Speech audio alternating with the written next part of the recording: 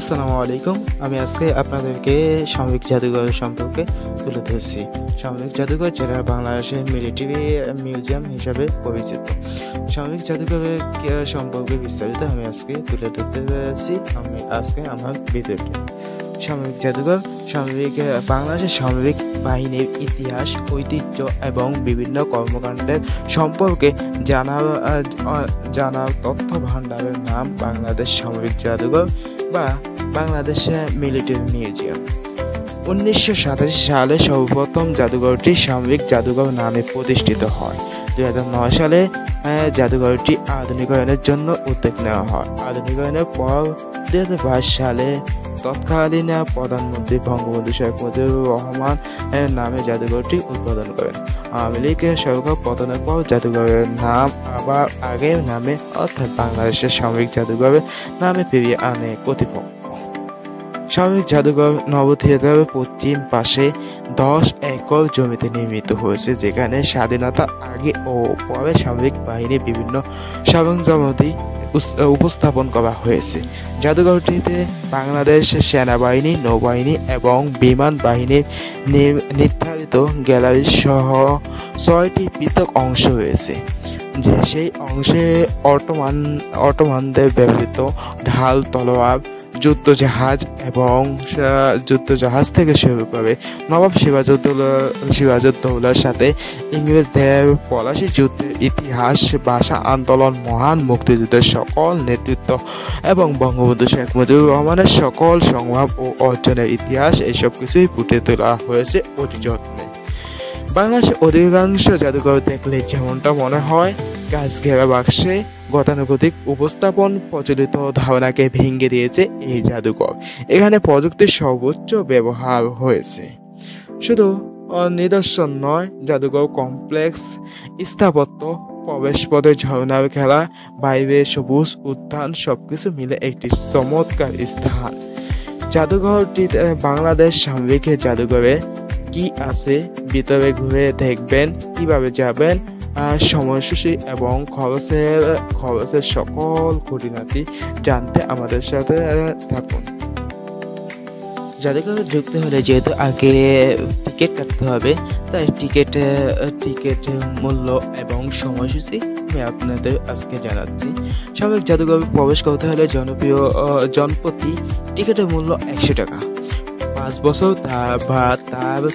তার চেয়ে ছোট বাচ্চাদের কোনো টিকিট প্রয়োজন হয় না। এছাড়া সার্কভুক্ত দেশগুলোর দর্শনার্থীদের জন্য প্রবেশ ফি 300 টাকা এবং অন্যান্য বিদেশি দর্শনার্থীদের জন্য প্রবেশ ফি 500 টাকা। টিকিট পাওয়া যাবে অনলাইনেও। আপনি যদি চান অনলাইনে বাড়ি থেকে বা আপনার যে জায়গা থেকে সুবিধা ওখানেই কেটে নিতে পারবেন। এছাড়াও ভিতরে গেলে জাদুঘরের সামনে সহজেই টিকিট কাটতে পারবেন। ওখানে কোনো ভেজাল বা কোনো ধরনের হয়রানি হতে হয় না।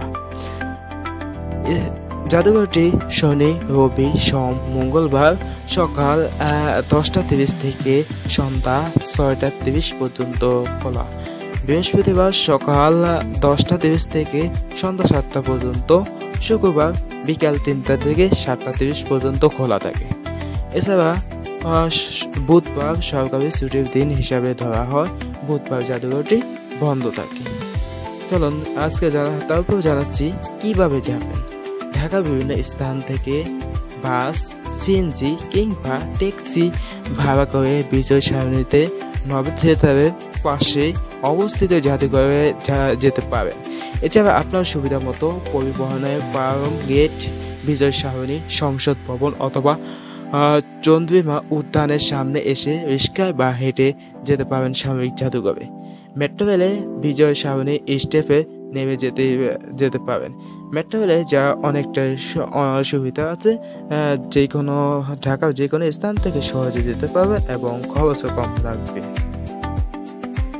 জাদুঘরে যেতে হলে যেহেতু আপনারা বেশিরভাগই মানুষ দূর থেকে বিভিন্ন স্থান থেকে যায়, তাহলে খাওয়া দাওয়ার বিষয়টিও খেয়াল রাখতে হবে। কোথায় খাবেন? খাবার খেতে হলে জাদুঘর কমপ্লেক্সের ভিতরেই নিহারিকা রেস্টুরেন্টে খেতে পারেন। দাম একটু বেশি হলেও খাবারের মান বেশ ভালো। এছাড়া একটি সুন্দর কফি শপ আছে, যেখানে কফির পাশাপাশি স্ন্যাক্সের ব্যবস্থা আছে। বাইরে খেতে চাইলে কাজী নজরুল রোডের পাশে কিংবা সংসদ অ্যাভিনিউ বা রোডের পাশে অনেকগুলো ভালো রেস্টুরেন্ট পাবেন। এছাড়াও আশেপাশে কিছু দর্শনীয় স্থান রয়েছে। স্বাভাবিক জাদুঘর এর সবগুলো গ্যালারি ভালো করে ঘুরে দেখতে আপনার প্রায় 3 ঘন্টা সময় লেগে যাবে। তারপরে যদি হাতে সময় থাকে খুব কাছেই নভে থিয়েটার, চন্দ্রিমা উদ্যান, বিমান বাহিনীর জাদুঘর, সংসদ ভবন এলাকায় কিংবা মুক্তিযুদ্ধ জাদুঘরে ঘুরে দেখতে পাবেন। বিশেষ সতর্কতা, যেহেতু এই জাদুঘরটি সম্পূর্ণ সেনাবাহিনী দ্বারা নিয়ন্ত্রিত হয়, তাহলে আপনি আপনার নিয়ম শৃঙ্খলা বজায় রেখে চলবেন। কোনো প্রকার উচ্ছৃঙ্খল বা কোনো কিছু করবেন না। এখানে কোনো নেশা জাতীয় পণ্য গ্রহণ করা সম্পূর্ণ নিষেধ।